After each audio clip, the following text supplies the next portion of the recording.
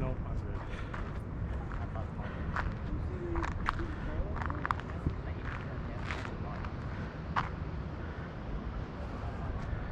Welcome to Outdoors Hawaii.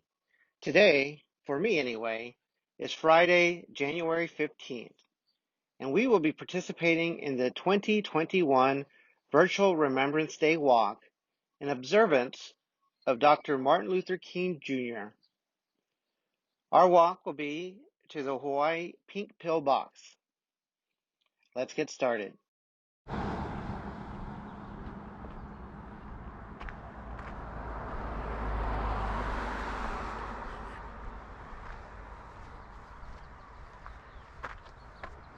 This virtual walk is hosted by the Joint Base Pearl Harbor Hickam Diversity Committee, and they regularly post on the Joint Base Pearl Harbor Hickam Facebook page, which is linked in the description.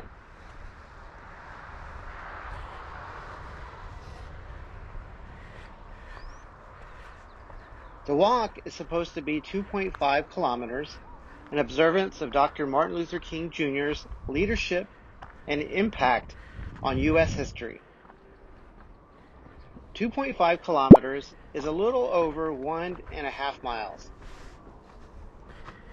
For that reason, I chose the Pink Pillbox. Hey, good. The Pink Pillbox, also named the Maili Pillbox or the Pu'u Hulu Trail, is right around 1.6 miles.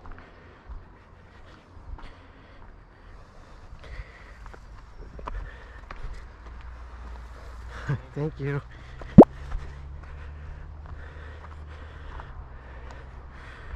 Street parking is linked in the description.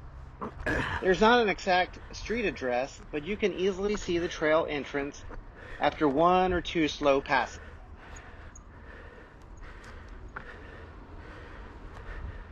The trail is not particularly difficult. I am just fairly out of shape.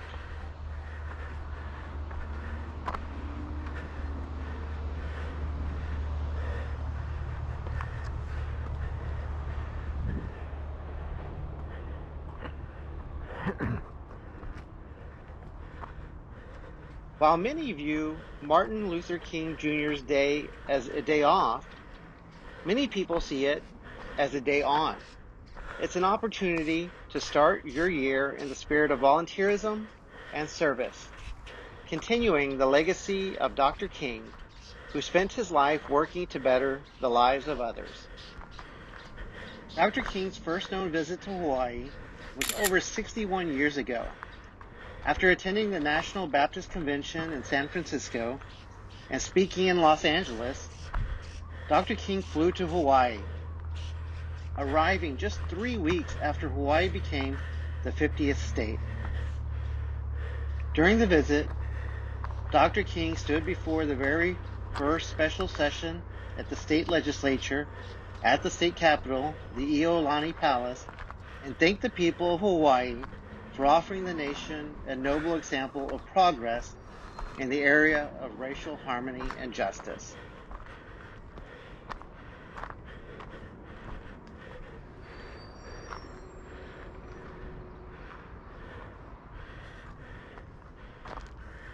This is Dr. King's speech. In Dr. King's speech, he uses the word Negro.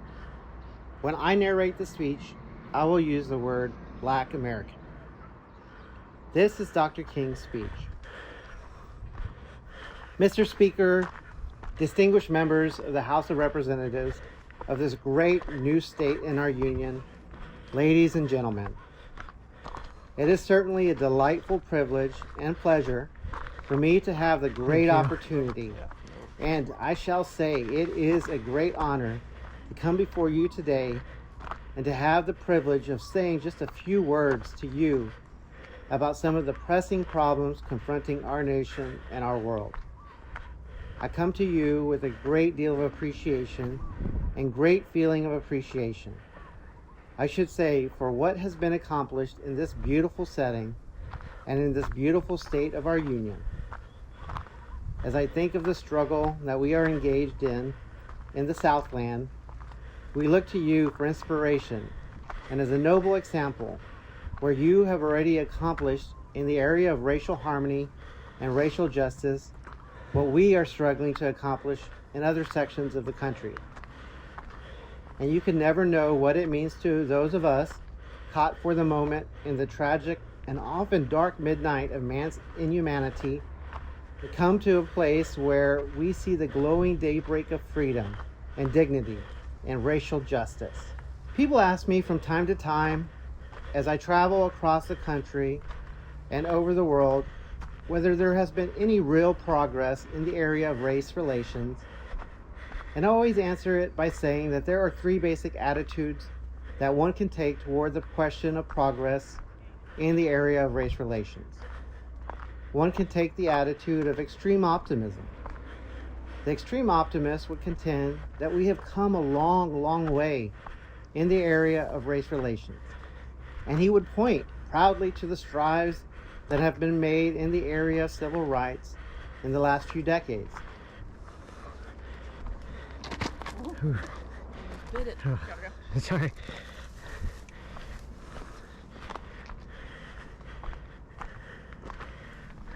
Thanks. Thank you. And from this, he would conclude that the problem is just about solved now, and that we can sit down comfortably by the wayside and wait on the coming of the inevitable. And then there is the extreme, the attitude of extreme pessimism that we often find. The extreme pessimist would contend that we have made only minor strides in the area of human relations. He would contend that we have created many more problems than we have solved. He would look around and see the tensions in certain sections of the country. He would listen to the rhythmic beat of deep rumblings of discontent. He would point to the presence of federal troops in Little Rock, Arkansas. He would point to schools being closed in some states of the Union. And from all of this, he would conclude that we have retrogressed instead of progressed. And then he would go on later and contend that a monster human nature cannot be changed. Sometimes he will turn to the realm of theology and talk about the tragic taint of original sin hovering over every individual. Or he might turn to psychology and talk about the inflexibility of certain habit structures once they have been molded, and from all of this, he would conclude there can be no progress in the area of human relations because human beings cannot be changed once they have started on a certain road. Now, it is interesting to notice that the extreme optimists and the extreme pessimists have at least one thing in common. They both agree that we must sit down and do nothing in the area of race relations. The extreme optimist says, do nothing because integration is inevitable. The extreme pessimist says, do nothing because integration is impossible. But I think there is a third position, a third attitude that can be taken, namely the realistic position. The realistic attitude seeks to reconcile the truth of two opposites while avoiding the extremes of both. So the realist in the area of race relations would agree with the optimist that we have come a long, long way. But he would balance that by agreeing with the pessimist that we have a long, long way to go.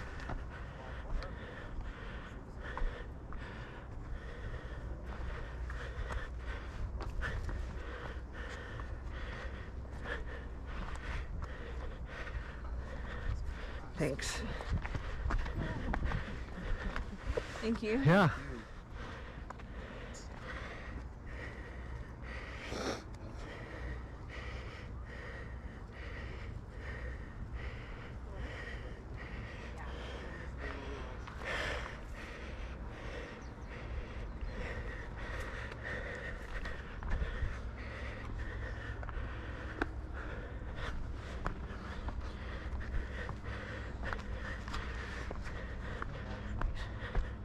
And so this is my answer to the question of whether there have been any progress in the area of race relations. I seek to be realistic and say we have a long, long way to go. Now, it is easy for us to see that we have come a long, long way. 25 years ago, 50 years ago, a year hardly passed that numerous Black Americans were not brutally lynched in our nation by vicious mobs. Lynchings have about ceased today.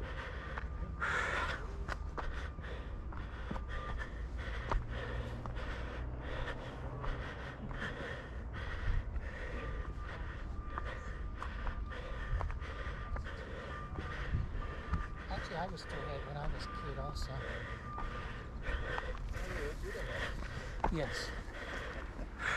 And some people have the body of a black. Actually,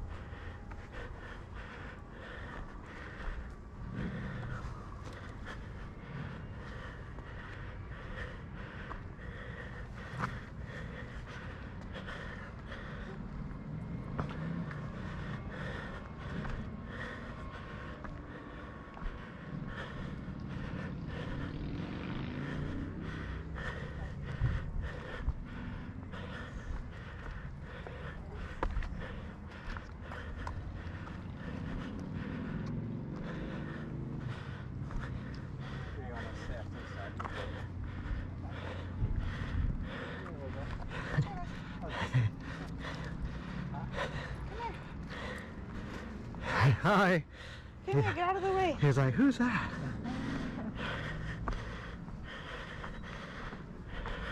We think about the fact that just 25 years ago, most of the southern states had a system known as a poll tax to prevent Black Americans from becoming registered voters. The poll tax has been eliminated in all but 4 states. Note, at the time of this address, 5 states required a poll tax: Virginia, Alabama, Texas, Mississippi, and Arkansas. In 1964, the 24th Amendment to the U.S. Constitution eliminated the poll tax in federal elections. And note,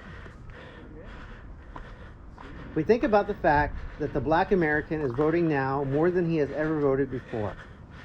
At the turn of the century, there were very few Black American registered voters in the South. By 1948, the number had reached to 750,000, and today it stands at about 1,300,000. And even in the area of economic justice, we have seen a good deal of progress. The average Black American wage earner in the South today and over the nation makes 4 times more than the average Black American wage earner of 10 years ago, and the national income of the Black American is now $17 billion a year. That is more than all of the exports of the United States and more than the national income of Canada. So we've come a long, long way. Then we've come a long, long way in seeing the walls of segregation gradually crumble. When the Supreme Court rendered its decision in 1954, 17 states and the District of Columbia practiced segregation in the public schools, but today, most of these states have complied with the decision, and just 5 states are left that have not made any move in the area of compliance. And 2 of these states are now under orders to integrate. Atlanta, Georgia, and New Orleans, Louisiana. Note, King refers to the Supreme Court school desegregation ruling in Brown versus Board of Education. In note. So after next September, that will only leave Mississippi, Alabama, and South Carolina as the states that have not complied with the Supreme Court's decision. So you can see that we have come a long, long way. But before stopping, it would be wonderful if I could stop here. But I must move on for 2 or 3 more minutes and say that there is another sign. You see, it would be a fact for me to say we have come a long, long way. But it wouldn't be telling the truth. A fact is the absence of contradiction, but truth is the presence of coherence. Truth is the relatedness of facts. Now, it is fact that we have come a long, long way, but in order to tell the truth, it is necessary to move on and say we have a long, long way to go. If we stop here, we would be the victims of a dangerous optimism. We would be the victims of an illusion wrapped in superficiality. So, in order to tell the truth, it's necessary to move on and say we have a long, long way to go. Now, it is not difficult to see that. We know the forces of resistance are rising at times to ominous proportions in the South. The legislative halls of many of our states ring loud with such words as interposition and nullification. While lynching has ceased to a great extent, other things are happening. Churches are being bombed, homes are being bombed, schools are being bombed, synagogues are being bombed by forces that are determined to stand against the law of the land. And although the Black American is voting more than ever before, we know that there are still conniving forces being used to help the Black American from being a registered voter. Out of the potential 5 million Black Americans registered voters in the South, we only have 1,300,000. That means that we have a long, long way to go in order to make justice a reality there in the registration of voting. And although we have come a long, long way in the economic realm, we have a long, long way to go there in order to make economic justice a reality.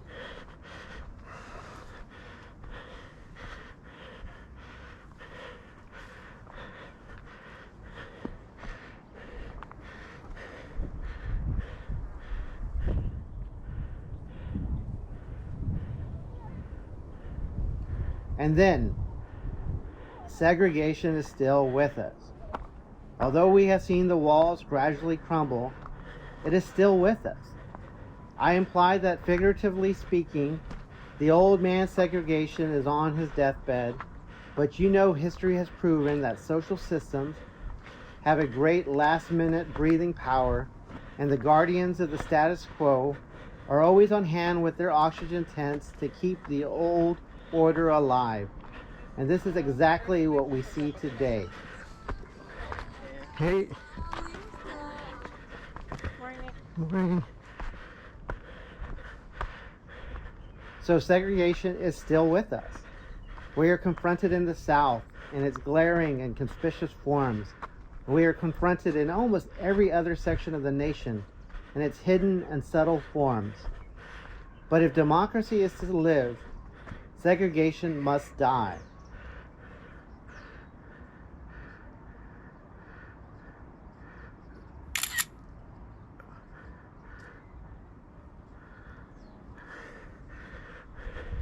Segregation is a cancer in the body politic which must be removed before our democratic health can be realized. In a real sense, the shape of the world today does not permit us the luxury of an anemic democracy. If we are to survive, if we are to stand as a force in the world, if we are to maintain our prestige, we must solve this problem because people are looking over to America. Just 2 years ago, I traveled all over Africa and talked with leaders from that great continent. One of the things they said to me was this: no amount of extensive handouts and beautiful words would be substitutes for treating our brothers in the United States as first-class citizens and human beings. This came to me from the mouth of Prime Minister Nkrumah of Ghana. Just 4 months ago, I traveled throughout India and the Middle East and talked with many of the people and leaders of that great country and other people in the Middle East, and these are the things they talked about: that we must solve this problem if we are to stand and to maintain our prestige. And I can remember very vividly meeting people all over Europe and in the Middle East and in the Far East, and even though many of them could not speak English, they knew how to say Little Rock. And these are the things we must be concerned about. We must be concerned about because we love America and we are out to free not only the Black American. This is not our struggle today to free 17 million Black Americans. It's bigger than that. We are seeking to free the soul of America. Segregation debilitates the white man as well as the black man. We are to free all men, all races, and all groups. This is our responsibility. This is our challenge, and we look to this great new state in our union as the example and as the inspiration. As we move on in this realm, let us move on with the faith that this problem can be solved and that it will be solved.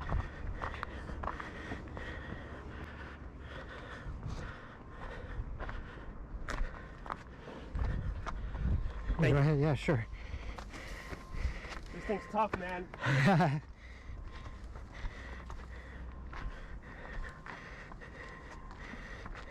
Believing firmly that all reality hinges on moral foundations, and we are struggling for what is right, and we are destined to win. We have come a long, long way. We have a long, long way to go.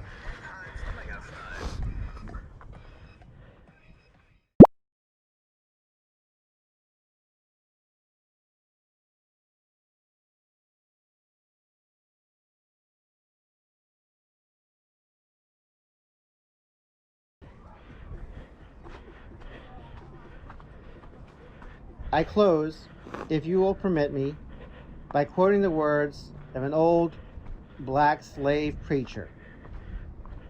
He didn't quite have his grammar right, but he uttered some words in the form of a prayer with great symbolic profundity, and these are the words he said: Lord, we ain't what we want to be, we ain't what we ought to be, but we ain't what we gonna be. But thank God, we ain't what we was. Thank you.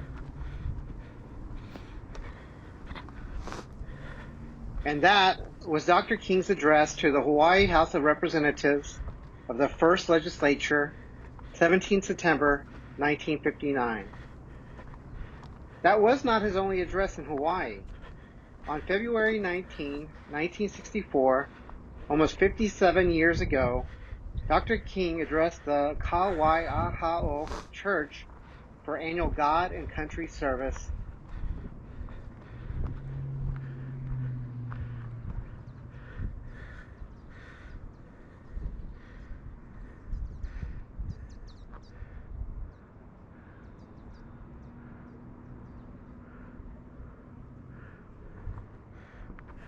On the same day, Dr. King also delivered a speech to the University of Hawaii at Manoa, students, faculty, staff, and community members on the subject of progress towards desegregation at Andrews Outdoor Theater. About 10,000 listeners jammed the seats in the outdoor amphitheater, filling the grass in the center and spilling over onto the lawn outside the wall to hear Dr. King. The speech is very similar to his Hawaii 1959 speech. I could not find either sermon or speech as of the making of this video, but if I do find it, it will be linked in the description below. This is a recap of the UH Manoa speech from the Ka Leo newspaper dated 25 February 1964, also linked in the description. Dr. King, who has a powerful voice full of conviction, immediately created a rapport with the audience, expressing his appreciation to Hawaiians for our moral support in the Black American struggle to be accorded the same freedoms and human dignity as American whites. Dr. King firmly moved toward the subject of his speech, progress towards desegregation. He said that there are three basic attitudes which can be taken toward the problem of desegregation. They are the attitudes of extreme optimism, of extreme pessimism, and of being realistic. Advocates of both extreme optimism and extreme pessimism agree on a do-nothing approach to the problem. Those who advocate the former believe that integration is inevitable, the latter that it is impossible. There are elements in both attitudes which contribute to the realistic position. This is the position taken by Dr. King, for it balances the truth of two opposites. We have come a long, long way, but we have a long way to go before the problem is solved.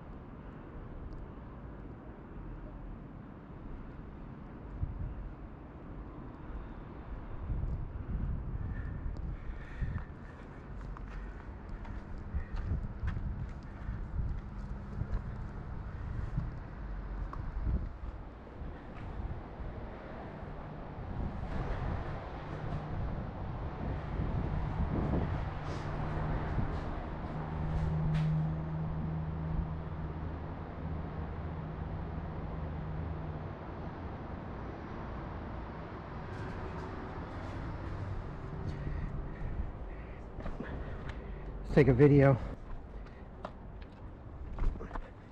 with the iPhone.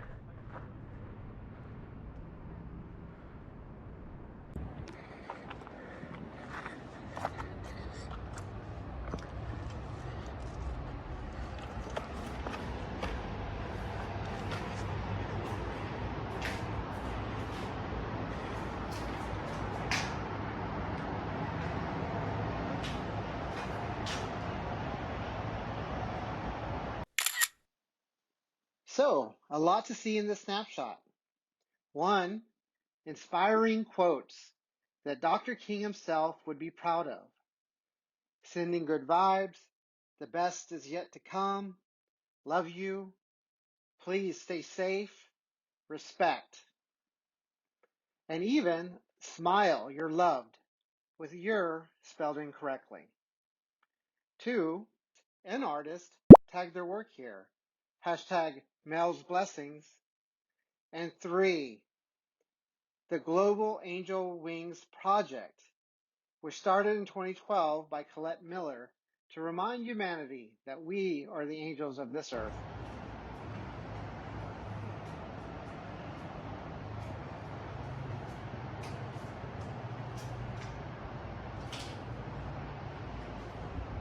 You're searching among the stars, but the real beauty lies in you.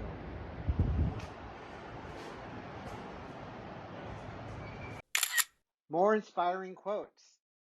Inspire, create, share. Be kind. Learning to love life again. My cup overflows with your blessings.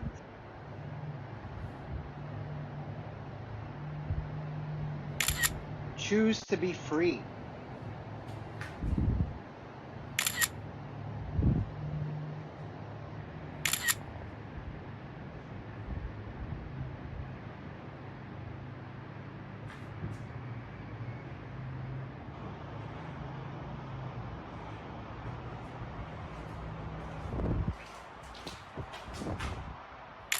A butterfly wing selfie mural.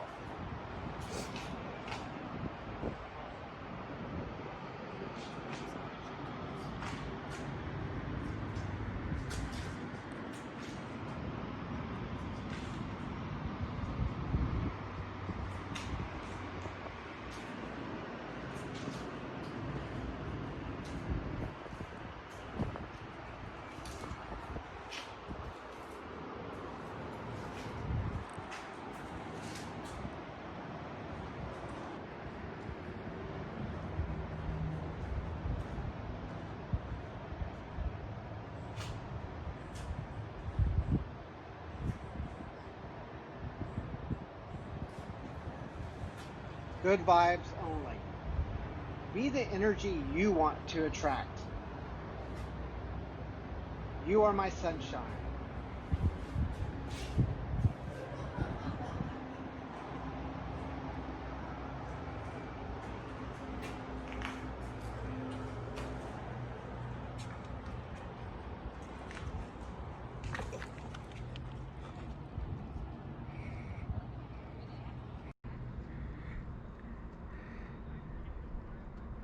Now, with regard to Dr. King's UH speech, he continued, legal barriers of segregation have been crumbling. He pointed to the 1954 Supreme Court decision, which proclaimed schools should be integrated, that separate facilities for whites and black Americans were inherently unequal. Then Dr. King's tone changed abruptly. He said that he did not want to leave the audience too optimistic and complacent about the progress being made in integration. This, he stressed, would be dangerous. Desegregation efforts are arousing opposition. He mentioned the slaying of Medgar Evers in Jackson, Mississippi, and the killing of 4 girls at a church in Birmingham, Alabama. There are barriers to Black American voter registration. Partial tests exist to baffle prospective Black American voters with difficult and stupid questions. 20% of all Black Americans earn less than $1,000 a year, compared with 5% of all white Americans who are in the same income bracket. Dr. King drove home the point that integration is still a problem, both in the North, where it is relatively hidden and subtle, and in the South, where it is glaring and conspicuous.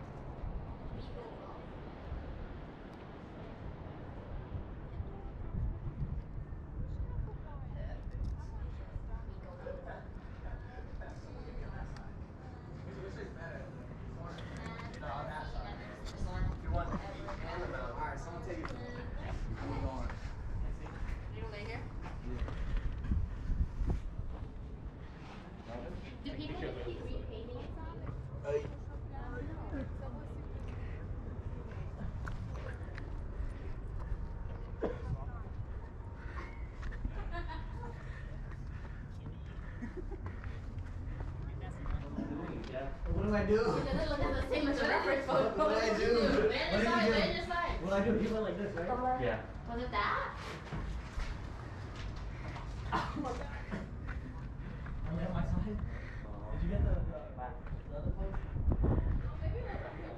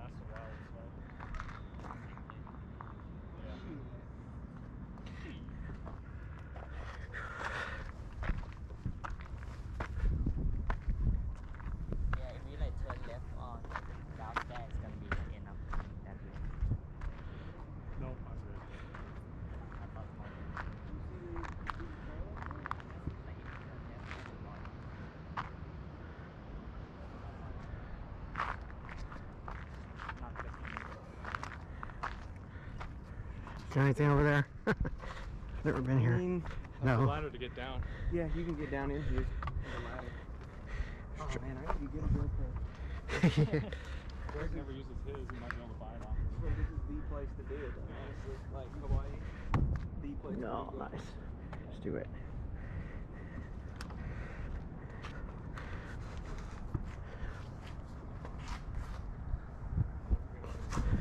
Yeah, no. Going up in a flat area. Just gotta We got basketball around.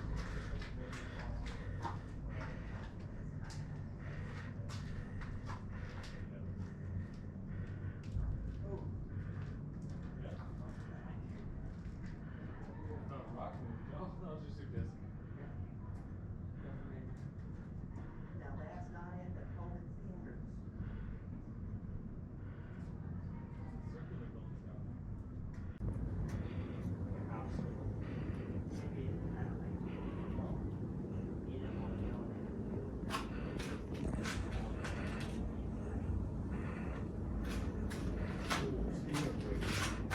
There's some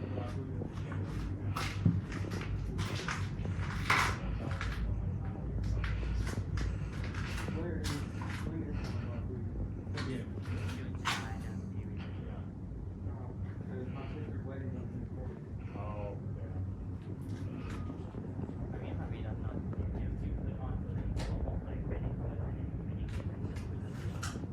yeah. People want to. Seriously, I want to go to a resort on the beach whenever it's cold during my Get back to the States. You leave the Army. Go to Mexico. Someplace off at San Hawaii promotes a deposit beverage container program, nicknamed Hawaii 5 or High Five. It earns the nickname High Five because aluminum cans, tin beverage cans, glass beer bottles, and plastic beverage bottles can be turned in for 5 cents each. Because of the program, trash like that soda can does not stay on the ground for very long.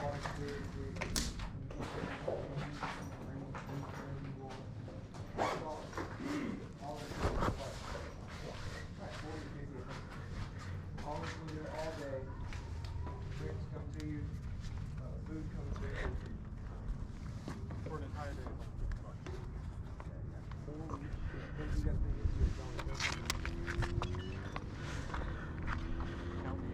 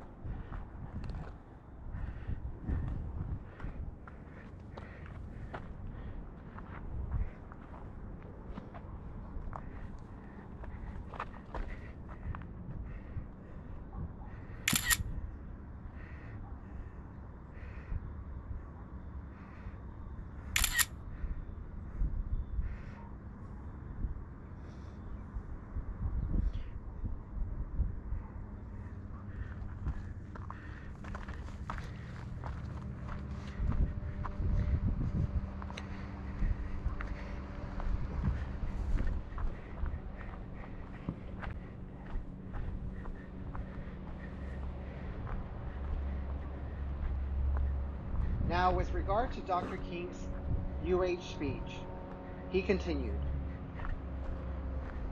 He pointed out the effects American problems of discrimination can have on the independent countries of Africa and Asia. These countries are gaining greater influence among world governments, and the United States needs their respect, which it could easily lose by continuing to discriminate against Black Americans. Yet this is not the real objection to discrimination, said Dr. King. It must be eliminated because it is morally wrong. The federal government must take a stand and show that our national policy is in favor of integration. Dr. King told the crowd several myths must be dispelled before the government can effectively work for Black American civil rights. The first one is the myth of time. Some people believe that only time will solve the problem of racial discrimination. Yet we must see the necessity of using time creatively, Dr. King urged. This is not only diplomatically expedient, but morally compelling. The second myth concerns legislation. The myth that legislation can't solve problems because one can only change inner feelings through religion and education is a half-truth, he said. Congress can't change inner attitudes, but it can regulate behavior. Dr. King's statement, the law can't keep a person from hating me, but it can keep them from lynching me. Stressing the need for legislation favorable to civil rights, Dr. King urged passage of the late President Kennedy's Civil Rights Bill without watering it down at any point. He urged the audience to write to key senators whose votes are needed to get the bill passed.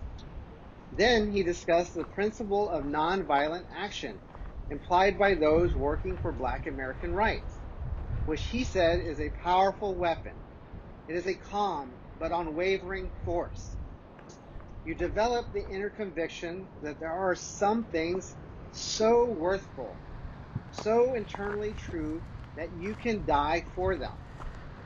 Then Dr. King called on Hawaiians to volunteer to go to the South this summer and help work for civil rights.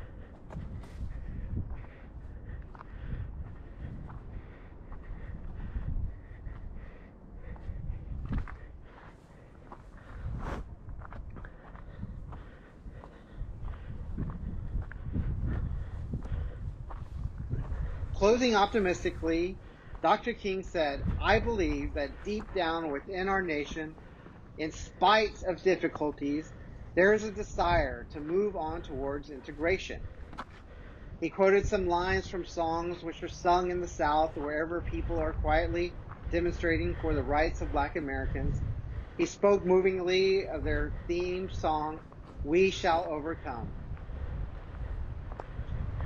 With a final summary of the message he came to Hawaii to deliver, that he and other civil rights workers hope to hasten the day when brotherhood of men is a reality, Dr. King left the theater. The members of the audience were on their feet applauding.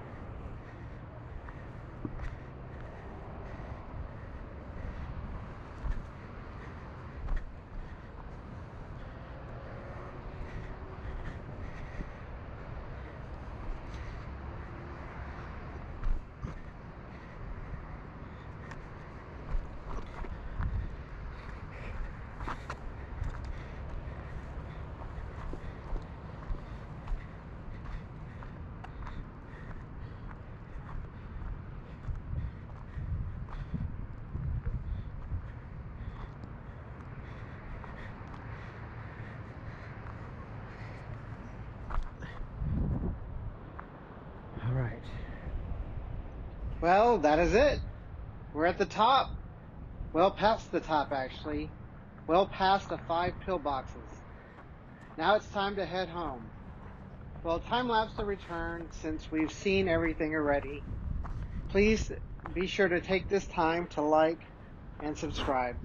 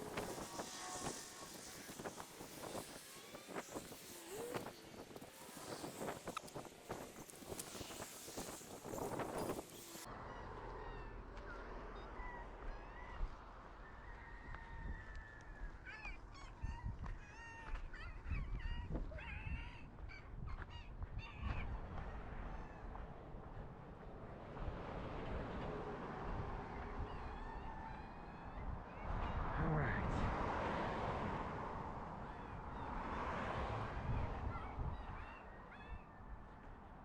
Thank you very much for watching.